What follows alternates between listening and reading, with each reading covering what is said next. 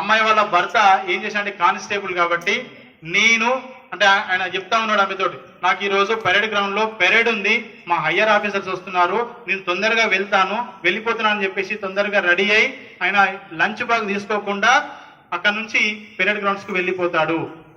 వెళ్ళిపోయిన తర్వాత ఇక్కడ ఈ అమ్మాయి అన్ని రెడీ చేసుకొని, అన్ని లంచ్ బాక్స్ అన్ని రెడీ చేసుకొని, ఇద్దరు పిల్లల్ని చంకన పెట్టుకొని ఆమె నడుచుకుంటూ టిఫిన్ బాక్స్ పట్టుకొని నడుచుకుంటూ పెరేడ్ గ్రౌండ్ కు వెళ్తుంది.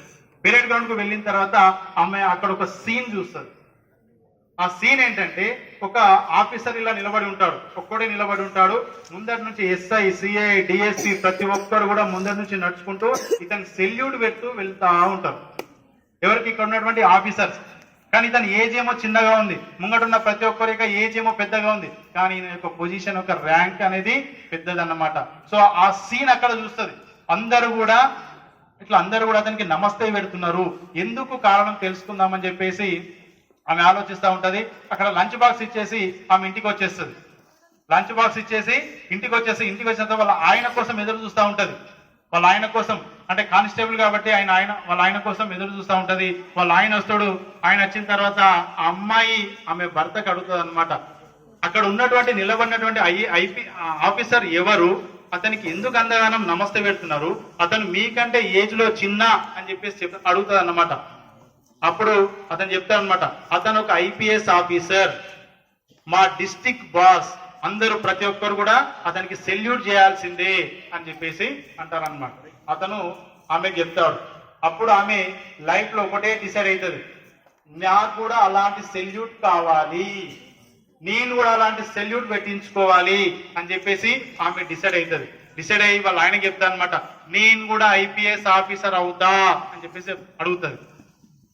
అలా ఆయన ఒకసారి ఇట్లా చూస్తాడు, నువ్వు ఐపీఎస్ ఆఫీసర్, నువ్వు చదివింది ఎంత అని అడుగుతాడు అన్నమాట. ఆమె చదివింది ఎంత? 9th class. చదివింది 9th క్లాస్. ముందు నీ ముఖానికి 10th క్లాస్ పాస్ గా అంటాడు అన్నమాట. నీ ముఖానికి 10th క్లాస్ పాస్ గా అంటాడు.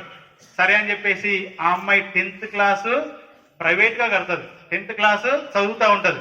చదివి 500 మార్కులకు గాను 477 మార్కులు సంపాదిస్తుంది. 10th క్లాస్ పాస్ అవుతుంది. తర్వాత ఇంటర్మీడియట్ ప్రైవేట్ గా రాస్తుంది. తర్వాత డిగ్రీ కూడా ప్రైవేట్ గా రాస్తుంది. డిగ్రీ కూడా ప్రైవేట్ గా రాసి పట్టుదలతో చదివి డిగ్రీ పాస్ అవుతుంది. ఇప్పుడు అసలు ట్విస్ట్ మొదలవుతుంది. వాళ్ళు ఆయన ఏమన్నాడు, ఫస్ట్ నీ మొగానికి నువ్వు 10th క్లాస్ పాస్ గా అన్నాడు. కానీ అమ్మ ఏం చేసింది, 10th, ఇంటర్, డిగ్రీ అన్ని పాస్ అయింది. ఇప్పుడు సివిల్స్ కోచింగ్ పోవడానికి సిద్ధంగా ఉంది. అతను ఏం చేస్తాడు, సరే ఈమెలో ఉన్నటువంటి పట్టుదలను గమనించి ఆమెకు సపోర్ట్ చేయడం స్టార్ట్ చేస్తాడు.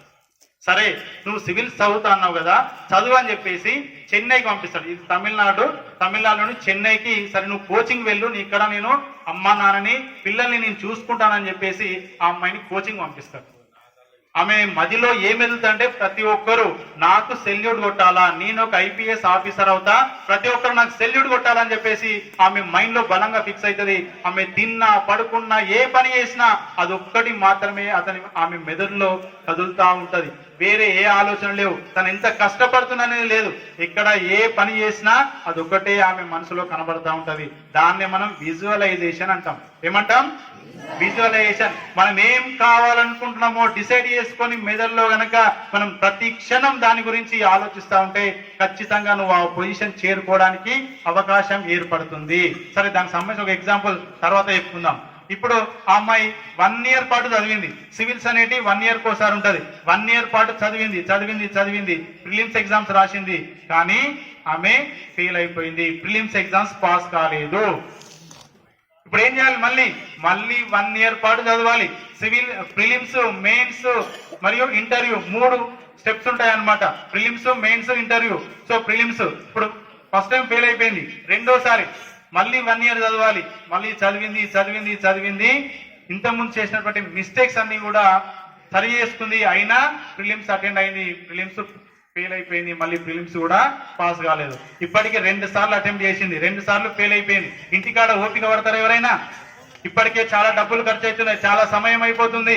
అవునా? ఇక్కడ పిల్లలు, భార్య, భర్త అందరూ ఇలా బాధపడతా ఉన్నారు. ప్రతి పనిని వేరే వాళ్ళు చేయాల్సిన అవసరం ఏర్పడ్డది ఇక్కడ ఇంటి దగ్గర.